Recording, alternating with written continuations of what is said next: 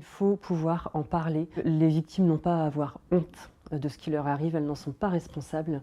Il faut en parler, on peut être aidé pour s'en sortir.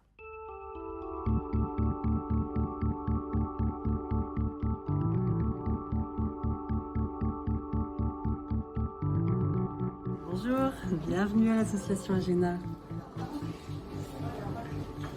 Alors ici nous sommes dans la pièce où nous accueillons les victimes, donc l'accueil de jour départemental à destination des victimes de violences conjugales.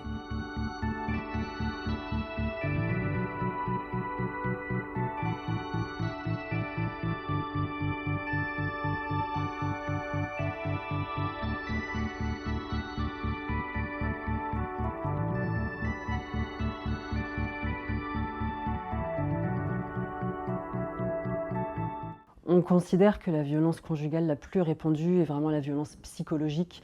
Elle est d'ailleurs présente dans toutes les situations de violence conjugale, ce qui n'est pas forcément le cas de la violence physique. On va beaucoup être autour de la privation de liberté de penser, de liberté d'agir. C'est souvent ce qui caractérise les situations de violence conjugale, c'est vraiment le contrôle. Donc le conjoint dominateur va exercer un contrôle sur l'autre qui du coup va perdre petit à petit sa liberté d'agir, d'être, de penser, d'être qui il est.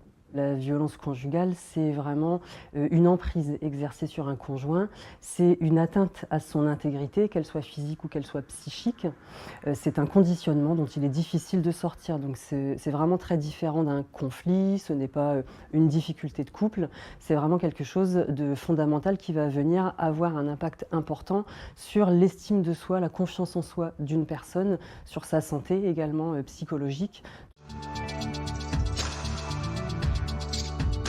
Ça peut passer par exemple par l'observation d'une dégradation de son état de santé général, de son état de santé psychologique. Ça peut être aussi de se rendre compte qu'une de ses collègues de travail, par exemple, reçoit des appels de son conjoint tout au long de la journée.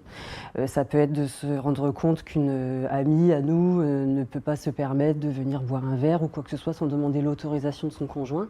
Ça peut aussi passer par exemple par se rendre compte qu'une personne qui nous est proche ne se comporte pas de la même façon lorsqu'elle est avec nous que lorsqu'elle est en présence de son conjoint.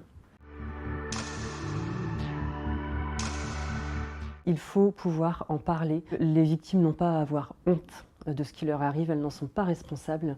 Il faut en parler, on peut être aidé pour s'en sortir. Ce qu'on peut faire, c'est de pouvoir se tourner vers un professionnel. Le numéro de téléphone national, le 3919, à ce numéro, on peut obtenir les coordonnées des professionnels qui sont vraiment proches de chez nous.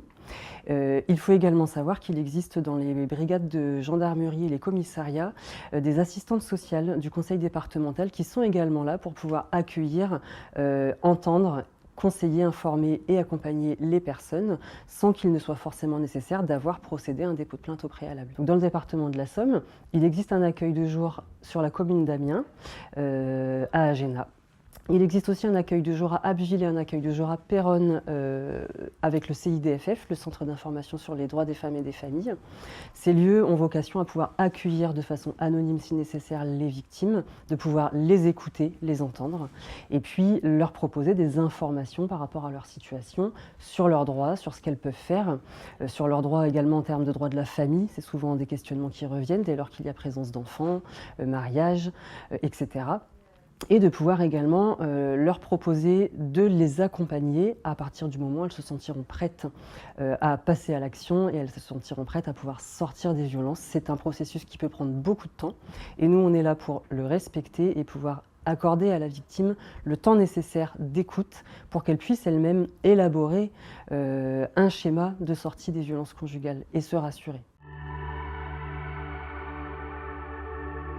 La libération de la parole, c'est la première étape. Sans cette étape, il n'y a rien de possible. À ce niveau-là, on a donc tous un rôle à jouer. Très souvent, on a tendance à se dire que la violence conjugale, c'est quelque chose de privé. Aujourd'hui, on sait que ce n'est plus le cas. Donc l'important, c'est de pouvoir mettre des mots. Mettre des mots, ça va permettre à la personne de prendre conscience de la réalité de ce qu'elle vit. Donc ça va être de voir et de dire les choses, de dire ce qu'on voit, de dire ce qui nous inquiète, de pouvoir écouter la personne sans la juger, de ne pas minimiser les faits de violence, de condamner la violence. La violence est punie par la loi, est inacceptable dans notre société. C'est aussi de pouvoir dire à la personne qu'elle n'est aucunement responsable des violences qu'elle subit et surtout de pouvoir lui dire qu'elle peut être aidée, qu'elle peut s'en sortir.